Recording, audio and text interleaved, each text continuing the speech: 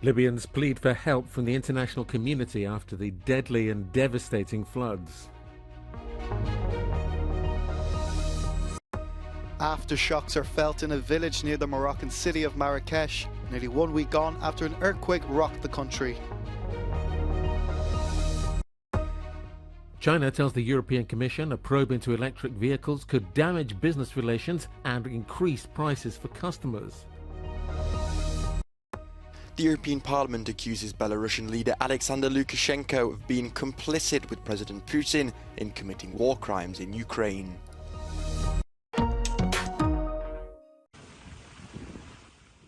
Search teams comb streets, wrecked buildings and even the sea to look for bodies in the coastal Libyan city of Derna. It's where the weekend storm caused the collapse of 2 dams, unleashing a massive flash flood that's killed over 5,000 people.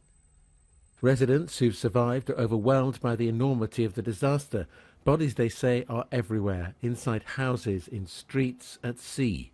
Many are pleading for international help. هذه مدينة بحالها أبيدت كامل ما زالت تحت الأنقاض وفي اللي في البحر وفي اللي هم جابوه وقعدوا يدفنوا فيهم لدرجة جماعي حتى المقابر ما شالناهمش وما زلت نقول لك يا أجنبي والله يا أوروبي أنا سعادتك تعال لي ما فيش داعي نقول لك أنت تحق فيا. International help is on the way. Jordan has already dispatched a military cargo plane loaded with relief aid. They're just one of several foreign governments offering help. France and Italy are leading the European effort, and Turkey is sending equipment. The storm hit other areas in eastern Libya too, including the towns of Beda and Susa, where a vital medical center was flooded and hundreds of families were displaced. The United Nations has pledged $10 million to help support Libya's traumatized survivors.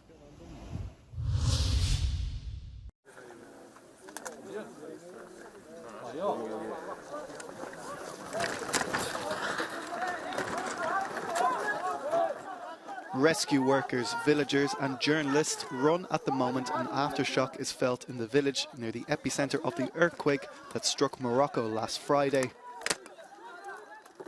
Search teams are still scouring the rubble in hope of finding survivors. Morocco is well past the 72-hour window when rescues are considered most likely, but people can still be saved well beyond that period. Many of those who have escaped the destruction of their homes stay nearby in makeshift camps. To some, they are the fortunate ones. Many remote communities say they are still waiting for promised aid vehicles to arrive with desperately needed food and tents. En este momento se ve más la fuerza del pueblo marroquino y un poquito menos a las instituciones, pero están trabajando ellos también.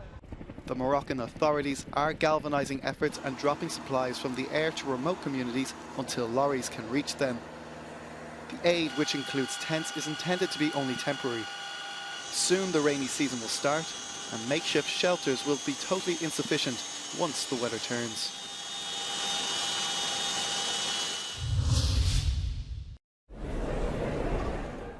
China has warned that the EU Commission's launch of an anti-subsidy probe into Chinese electric vehicles could harm bilateral trade and raise prices for European consumers. The investigation was announced by Commission President Ursula von der Leyen during her State of the Union address to Parliament on Wednesday. China responded by urging the Commission not to resort to what it called unilateral trade tools to block China's EVs in the EU and raise their costs. Chinese investment in Europe was among the issues discussed in a meeting between von der Leyen and China's Prime Minister at the recent G20 summit. Brussels is trying to steer a difficult course of boosting trade with China without undermining European producers. It accuses Beijing of swamping European markets with unfairly subsidized electric vehicles to the detriment of domestic car makers. China denies the claim.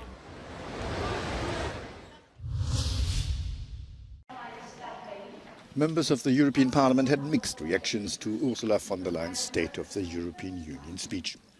She herself hails from the biggest European party, the European People's Party, and the leader of their parliamentary group, Manfred Weber, expressed support for the implementation of the Green Deal. He also welcomed the investigation into Chinese electric car makers' subsidies. with China, we have to see the unfair behavior on the markets, the subsidies the Chinese are paying. And that's why we have to protect ourselves. We have to use our methods, our tools we have to protect our market. And what we see currently in the electric vehicles field is obviously financed by subsidies by the Chinese. That's why, yes to trade, but let's not be naive.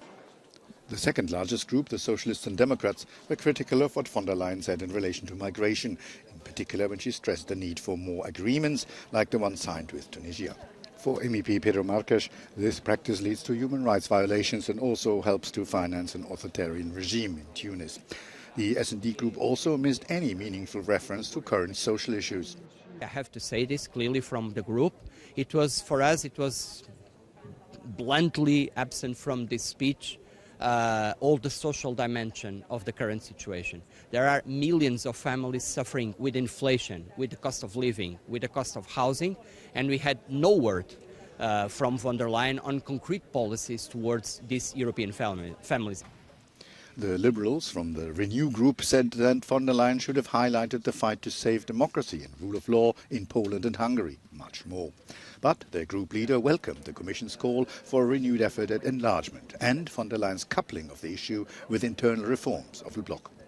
Je souhaite vraiment qu'on avance sur l'élargissement, mais ça veut dire préalablement que l'Union européenne travaille également sur ses institutions, sa capacité à décider à 32, à 33, et aussi toutes les règles sur l'état de droit que j'évoquais. Il y a encore des pays avec pas mal de corruption qu'il faut régler avant. Il y a des pays sur lesquels on doit encore réformer le système judiciaire. Unsurprisingly, the Eurosceptic far right in the European Parliament rejected the speech altogether. After Brexit, there could have been a European Union that would have been more modest and reluctant, but we saw a European Union ever since that is more radical and more extremist than ever before. The speech was the last such grand self-reckoning from President von der Leyen before Europeans go to the polls in June and the mandate of her European Commission will end.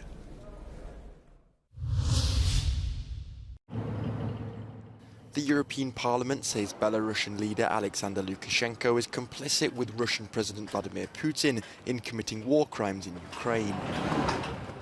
In a resolution adopted by lawmakers, the International Criminal Court is being urged to issue a warrant for his arrest.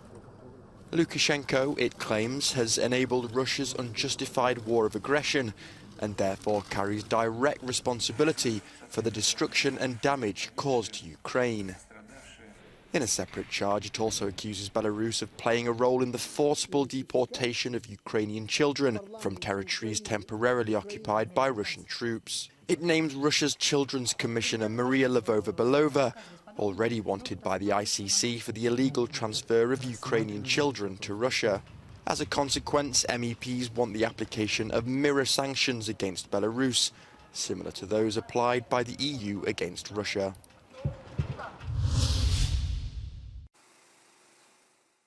The European ban on Ukrainian grain entering the Polish market ends on September the 15th, with farmers there strongly opposing plans to lift the restrictions.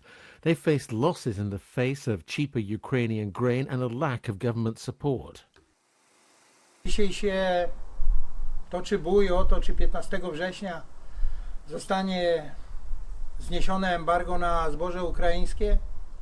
Mogą mówić co chcą i Komisja Europejska i nasi rządzący. Wiemy, że zboże ukraińskie cały czas napływa i na cele techniczne. I różnica w tonie pszenicy jest do 200-300 zł na tonie. Jest go po prostu ukraińskiego za dużo, zostało w Polsce. Nasza sytuacja jest kiepska finansowo. But the ruling party says it won't allow Ukrainian grain to enter the Polish market till the end of the year, even if it means standing against Brussels. To na szczęście nie jest problem dla polskich rolników. To jest problem w relacjach między polskim państwem a Komisją Europejską. Polskim rolnikom nic nie grozi, ponieważ jeżeli Unia nie wprowadzi tego przedłużenia zakazu, to państwo polskie go wprowadzi. Poland currently transports Ukrainian grain, but farmers say the capacity of the ports isn't sufficient to adequately and timely export Polish and Ukrainian grain, and that grain is backlogged and waiting to be loaded onto ships. Officials disagree. W odpowiednim czasie zaczęliśmy przygotowania i poprawę naszej infrastruktury. Przygotowaliśmy dodatkowe place na miejsca odstawcze pod samochody. Operatorzy deklarują, że mają jeszcze zapas przepustowości. Jest to łącznie 300 000 ton miesięcznie. After difficult years, farmers no longer believe promises, fearing they will stop immediately after the elections in Poland on October the 15th this year. Bo to, co dzisiaj rządzący przed wyborami mówią, to uważamy my rolnicy jako rok cudów. Cudów, że wszystko mogą nam obiecać i za wszystko mogą nam dopłacić. My tego nie chcemy. My po prostu nie chcemy centralizacji i manipulacji cenowych, jak i również żywnościowych. The owner of the grain behind me doesn't know for how much and when he will sell it, and yet he already needs to invest in the production for the next year. Unfortunately, even another 3 months ban is not a long-term solution to the problems of both Polish and Ukrainian farmers. Magdalena Hodownik for Euronews from Solnica. Leading US Senator Mitt Romney, one of the Republican Party's fiercest critics of Donald Trump, says he will not run for re-election in 2024. The one-time presidential candidate and ex-Massachusetts governor, who's 76, said the country was ready for a younger generation of politicians. Romney was one of the only members of Congress to vote twice to impeach Trump, earning him the wrath of the former president and his supporters. Reacting to it on social media, Trump described it as fantastic news for America.